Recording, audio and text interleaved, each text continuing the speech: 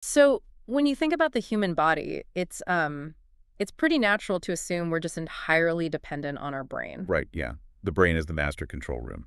Exactly. Like if you sever the connection between your brain and, say, a leg muscle, that muscle is just paralyzed. It just sits there. It just sits there waiting for an order that is literally never going to come. But, and this is wild, if you take a human heart, completely sever every single nerve connection and actually remove it entirely from the chest cavity. It could just keep beating. Yeah, it'll Yeah. just sit there on a table, totally disconnected from the nervous system, just beating on its own. It is honestly one of the most surreal physiological phenomena you can ever witness. I mean, it completely challenges our basic intuition about how the body gets its commands. For sure. But, it isn't magic. It's actually this masterpiece of biological engineering and built-in autonomy. And that autonomy is exactly our focus for you today. Welcome to our deep dive into the source material. We're going to be tracing the heart's internal electrical grid, which is called the cardiac conduction system. A really fascinating topic. It really is. Our mission today is to track the exact pathway of electricity from the very top of the heart, the SA node, all the way down to these microscopic things called Purkinje fibers. Right. And by the end of this deep dive, you will understand the brilliant physical design of this network. And crucially, if you're in healthcare, you'll know exactly what happens on a heart monitor when that wiring breaks. Because, unfortunately, that internal wiring does break. Mm. And when it breaks, understanding the anatomy of that exact electrical pathway is, well, it's literally the difference between life and death. Wow. I mean, the interventions we use, whether that's, pushing a specific medication, implanting a pacemaker, or even charging a defibrillator, they're all dictated by where exactly the electrical signal gets trapped. That makes a lot of sense. So to really visualize this for you, think of the heart as the ultimate, smart home. Oh, like that. Most organs are like regular houses, right? They're totally dependent on the city's power grid, which in this case is our central nervous system. Right. If the city grid goes down, the house goes dark. Exactly. But the heart is outfitted with its own off-grid generator. It doesn't actually need the city power to function at all. And in biology, this superpower is referred to as being myogenic. That analogy perfectly clears up a really common misconception, actually. It's something that even trips up students in nursing and medicine. Oh, really? Yeah, because people just naturally assume the brain is constantly telling the heart to beat. Right. But it doesn't. That term myogenic, it literally means the origin of the heartbeat is housed entirely within the heart muscle itself. Incredible. Right.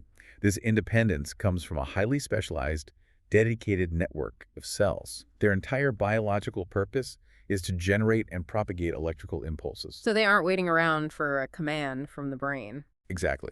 They're initiating the commands themselves. Okay, so if the heart generates its own power, we really have to start the main generator. Let's do it. Which brings us to the top right corner of the heart, right where the superior vena cava meets the right atrium. This is the SA node, or the sinoatrial node. Yep, the primary pacemaker. And it was actually discovered back in 1907 by two anatomists, Arthur Keith and Martin Flack. And they were doing comparative anatomy, right? Yeah, they were. They actually found this tiny mass of specialized tissue by dissecting the heart of a mole, of all things. A mole, yeah. It's so funny where these breakthroughs come from. Right, and they correctly deduced that this little cluster was the origin of the heartbeat. They found the natural pacemaker. And the way this SA node works is through a physiological property called automaticity. Okay. And this is driven by something electrophysiologists literally call the funny current. See, I always find it slightly humorous when, serious biologists name a critical life-sustaining function something like the funny current. I know, it sounds like a joke. But it behaves in a way that completely defies how normal cells operate, right? Precisely. Like in textbooks, you'll see it denoted as IF. And it's called funny because it contradicts all the standard cellular rules. How so? Well, normally, a muscle cell just rests peacefully at a negative voltage. It just sits there. It won't do anything until an electrical shock hits it, forces the voltage to flip positive, and then causes it to fire. Okay, so it waits for a spark. Right. But the cells in the SA node, They refuse to rest. They have these funny ion channels that are inherently leaky. Ah, so during the resting phase, they're constantly letting positively charged sodium ions just leak into the cell. Yes, exactly. So the internal electrical charge of the SA node cell is just slowly, inevitably drifting It's upward. getting more positive. Yeah, it gets more and more positive on its own until it hits this critical voltage threshold. And the moment it hits that line, the cell fires a spark. And then it just resets. Yep. It resets and the leaking starts all over again. Okay, so the SA node has the leakiest channels of all, which means it reaches that firing threshold the fastest. Exactly. And the source material notes that in a healthy adult, this natural leakiness causes it to fire at a rate of 60 to 100 beats per minute. Which is your normal resting heart rate. Right. And because it crosses the finish line first, it essentially resets all the other electrical cells in the heart before they even have a chance to reach their own threshold. Yeah, that speed is exactly why it's the primary pacemaker. It basically dictates the rhythm for the entire organ. Okay, let's unpack this for a second. Sure. Because if the SA node isn't the only tissue with this automaticity, there has to be a hierarchy, right? There is. You have the SA node running at 60 to 100 beats per minute. Further down, the AV node can fire at 40 to 60 beats per minute. Right. And at the very bottom, the Purkinje tissue can fire at 20 to 40 beats per minute. I look at that and think, if the SA node is the undisputed boss of this system, isn't that a massive design flaw? Well, if the boss quits or gets permanently damaged by a heart attack or something, the whole company should just go under, right? It definitely looks like a bottleneck at first glance. But what's fascinating here is that it's not a flaw at all. It's actually a brilliant fail-safe hierarchy. Oh, really? Yeah. The SA node isn't in charge because it wields some magical biological authority, It's simply in charge because it's the fastest. It just outpaces the competition. Oh, I see. But if that main generator fails, your body doesn't just shut down. The next fastest system, which is the AV node, detects the silence and just naturally takes over. But wait, it maxes out at 40 to 60 beats per minute? That is significantly slower. It is slower, yeah, but it keeps blood pumping to your brain. It buys you time. It's better than nothing. Exactly.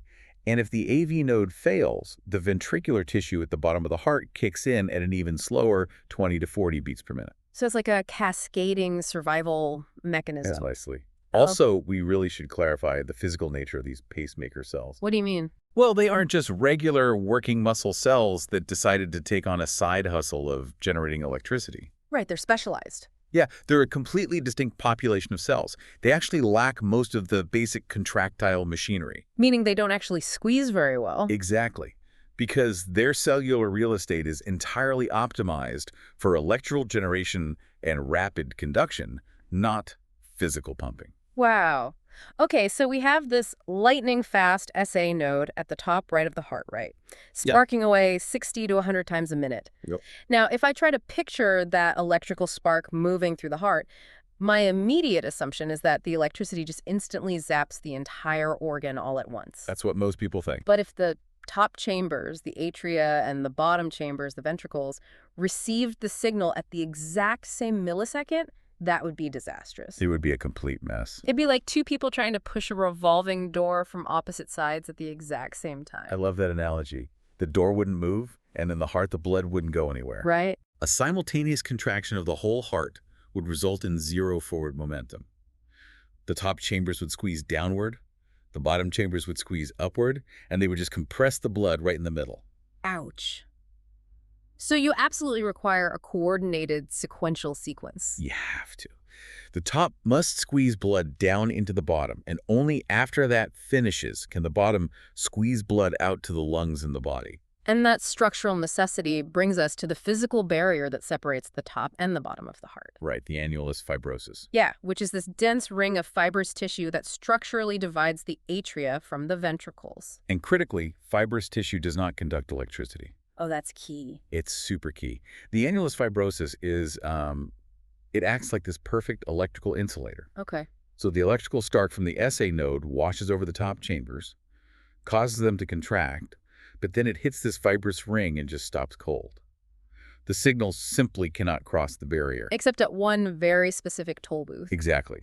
The atrioventricular, or AV node. Right. Sunao Tawara, who was a Japanese pathologist working in Germany, he actually mapped this out back in 1906. Wow, so long ago. Yeah. He painstakingly dissected this junction and identified the AV node as the one natural pathway through all that fibrous insulation. And the functional mechanics of this toll booth are just incredible because its primary job is to be intentionally slow. Yes. Like, the electrical signal hits the AV node, and the node actually holds onto it for roughly 0.09 seconds before finally letting it pass through to the ventricles. It literally pauses the current. Right. And if you look at an ECG monitor, this deliberate delay is represented by the PR interval. Correct. So the AV node is operating like a highly regulated traffic light on a busy freeway on-ramp, purposely holding cars back so they can merge without causing a massive pileup. That's a perfect way to visualize it, because people often assume slow biological conduction means something is like diseased or inefficient. Right. Slow usually means bad. But if we connect this to the bigger picture, in the AV node, that 0.09-second delay is actually its single greatest feature. Really? Yeah. It is a mechanical necessity for hemodynamics, which is just the physical flow of blood. Because that delay is what creates the atrial kick, right? Yes, exactly. Can you explain that a bit more? Sure. So most of the blood flowing into the ventricles actually drops down passively. It's just driven by gravity and pressure differences while the heart relaxes. Okay. But that AV node delay pauses the electrical signal just long enough to give the top chambers the physical time they need to finish actively contracting. Oh, so they squeeze out their final load of blood into the ventricles below? You got it. That active squeeze, the atrial kick, it basically tops off the tank. It contributes 20 to 30% of the total blood volume that fills the ventricles. Wow.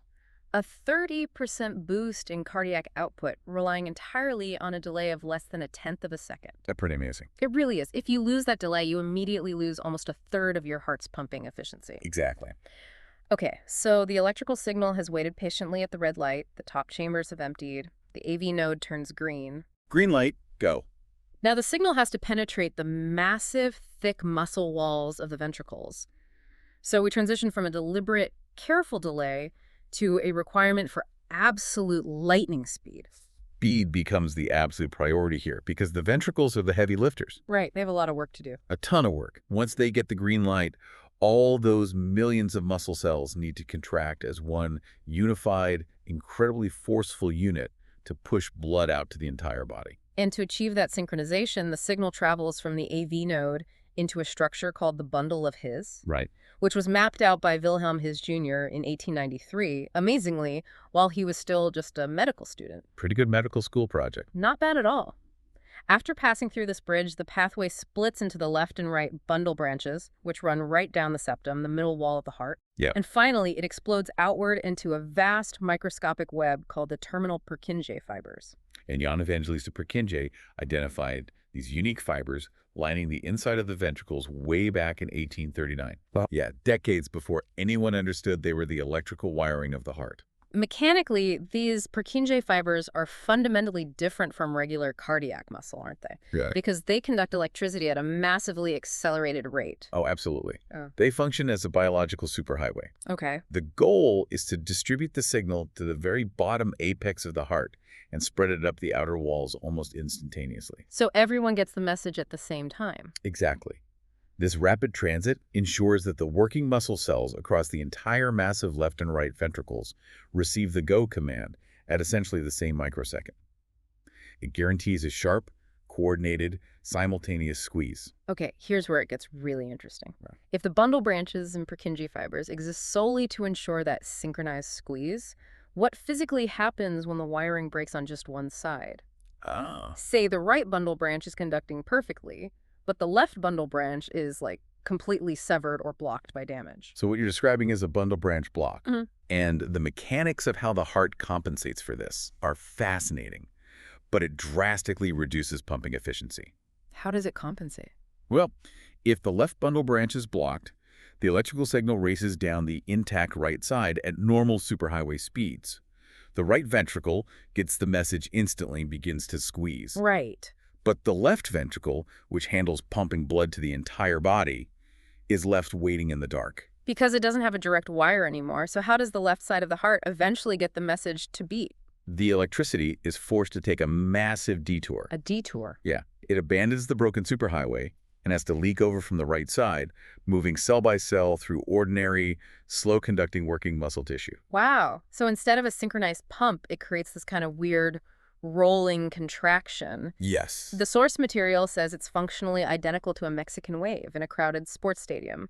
You know, one side stands up and then the movement slowly ripples across to the other side. That's exactly what it looks like. And that rolling contraction wastes immense amounts of mechanical energy. I can imagine. The right side is squeezing while the left side is still relaxed, which pushes the middle wall of the heart out of place, and that reduces the pressure generated. It is a severely inefficient way to pump blood. And clinically, a left bundle branch block presents a massive trap for nurses and doctors reading ECGs in the emergency room, right? Oh, a huge trap. Because if a patient comes in with chest pain and you run an ECG, that detouring electricity drastically distorts the visual readout. It does. It alters it to the point where a mere broken wire can actually mimic the exact signs of a massive STEMI heart attack. It's a notorious pitfall in emergency cardiology. Why does it look so similar? Because the left bundle branch block forces the electricity to travel slowly outside the normal pathways, the entire timing and direction of the signal changes. Okay. On the ECG monitor, the QRS complex, which is the big spike representing the ventricles firing, it becomes wide, jagged, and bizarre. And that specific distortion alters the repolarization wave that follows it. The resulting baseline shift looks virtually identical to the ST segment elevation you see when a major coronary artery is 100% occluded. That is terrifying. It is. Historically, if a patient arrived with chest pain and a brand new left bundle branch block, triage protocols dictated treating it aggressively as a massive heart attack, simply because the broken wire perfectly masked what the actual heart muscle was experiencing. Wow. So the internal wiring dictates everything you see on the surface monitor. Everything. And really, the way medical science ultimately proved this perfect intended pathway, from the SA node, pausing at the AV node, racing down the bundle branches, was by observing the terrifying things that happen when the system short circuits. Exactly. Like, let's look at Wolff-Parkinson-White syndrome, or WPW. Right, WPW. That's a congenital condition first described in 1930. Okay. A patient with this syndrome is actually born with an extra physical band of muscle connecting the top and bottom of the heart. It completely bypasses the fibrous insulation. Yep. And this extra connection is called the bundle of Kent.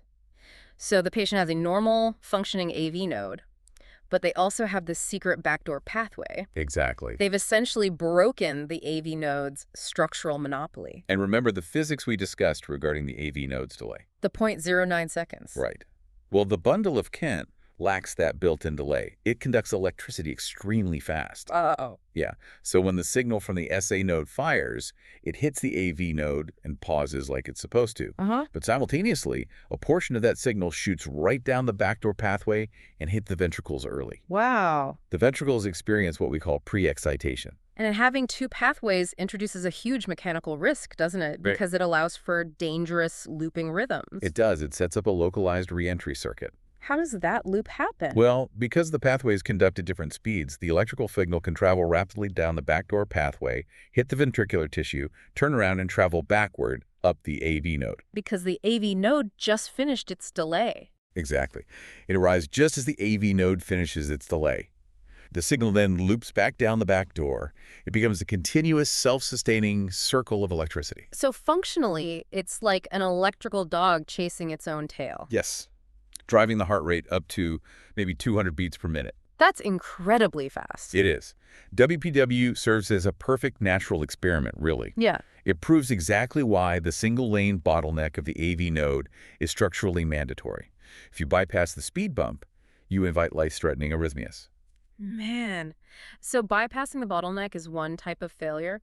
But what about when the main wires are completely severed? Yeah, they're extreme. Yeah, the absolute extreme of this is a third-degree heart block or complete heart block. A third-degree block is a total electrical divorce between the top and the bottom of the heart. The divorce. Yeah, the AV node or the bundle of his sitting just below it becomes entirely impassable. The insulation is now 100% complete. So the top of the heart, the atria, is still receiving sparks from the healthy SA node at a perfectly normal, say, 80 beats per minute. But the signal hits a brick wall. None of it reaches the ventricles. The SA node is effectively shouting commands into a void. Wow. And in response to that silence, the fail-safe hierarchy we established earlier is forced to kick in. The lower pacemakers. Exactly. The ventricles, completely physically cut off and left entirely to their own devices, fall back on their own intrinsic backup rhythm. The Purkinje fibers begin firing on their own, but at a sluggish, desperate rate of just 20 to 40 beats per minute. And the visual representation of this on an ECG monitor is stunning. It really is. You see the P waves, which track the top of the heart, marching along at a rapid, perfectly normal pace. Yep.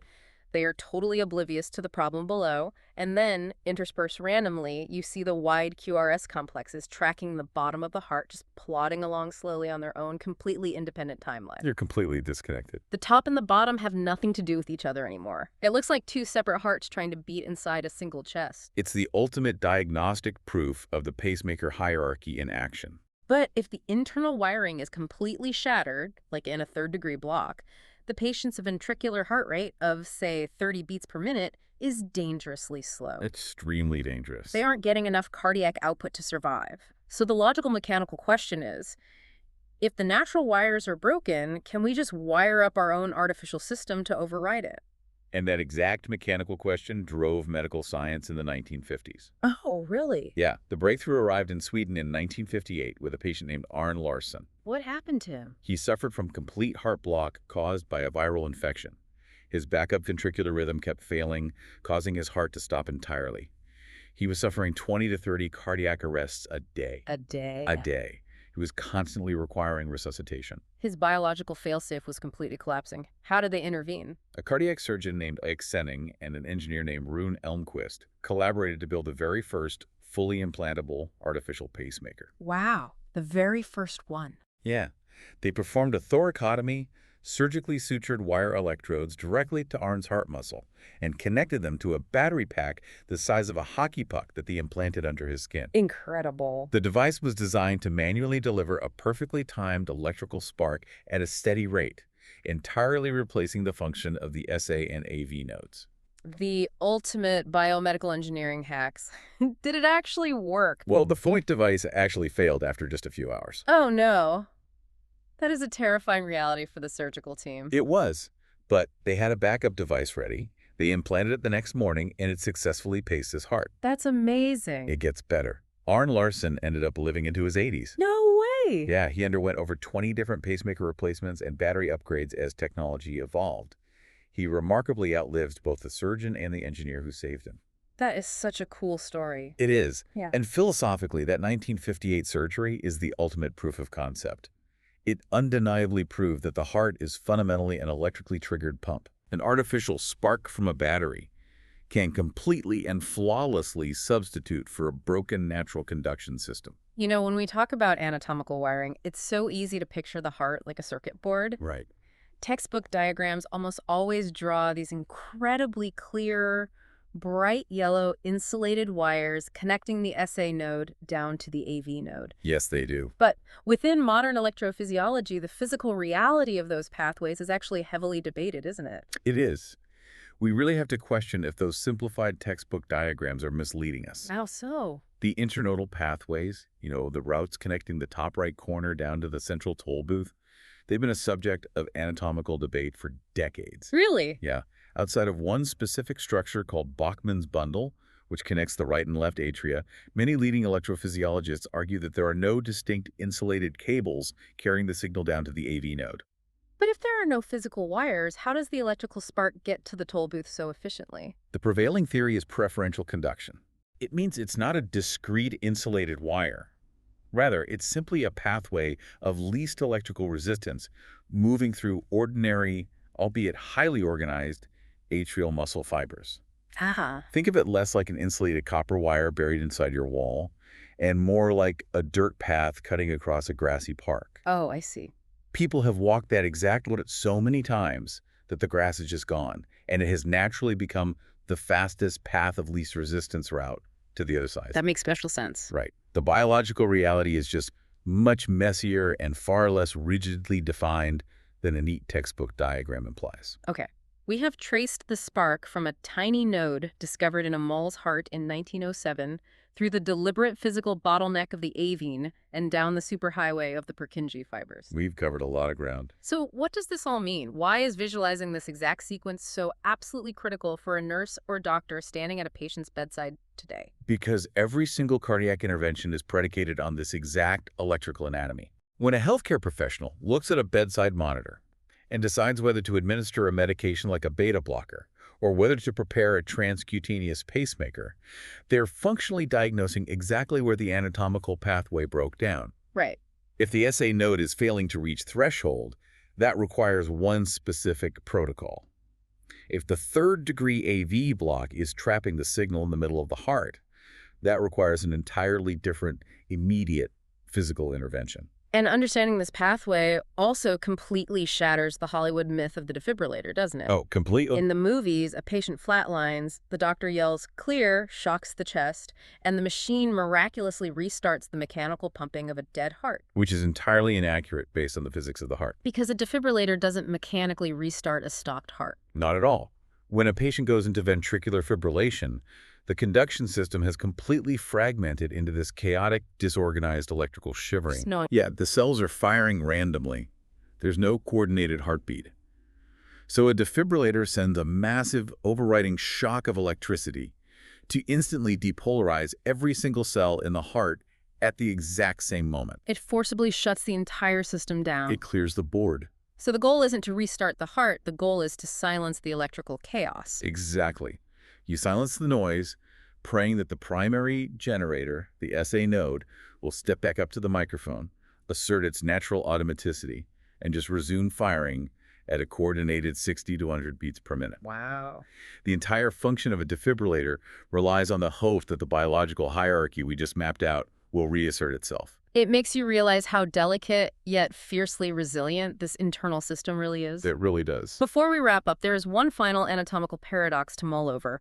Oh, right. We established at the very beginning that a transplanted heart is myogenic-like. You can take it entirely out of one body, implant it into another, and it will beat completely on its own without any nerve connections linking it to the recipient's brain. Yes. It functions as a true off-grid generator, relying solely on its internal SA node. But the autonomic nervous system, specifically pathways like the vagus nerve, is what normally modulates our heart rate. Right, the nervous system acts as the brake and the gas pedal. Exactly, telling the SA node to speed up when we're stressed or slow down when we're sleeping. So, if you have a patient with a transplanted heart and those physical nerve connections have been completely and permanently severed by a surgeon's scalpel, how on earth does that transplanted heart know it needs to speed up when the patient decides to go for a run? That is a great question. It's a fascinating physiological puzzle to think about the next time you feel your own pulse quicken.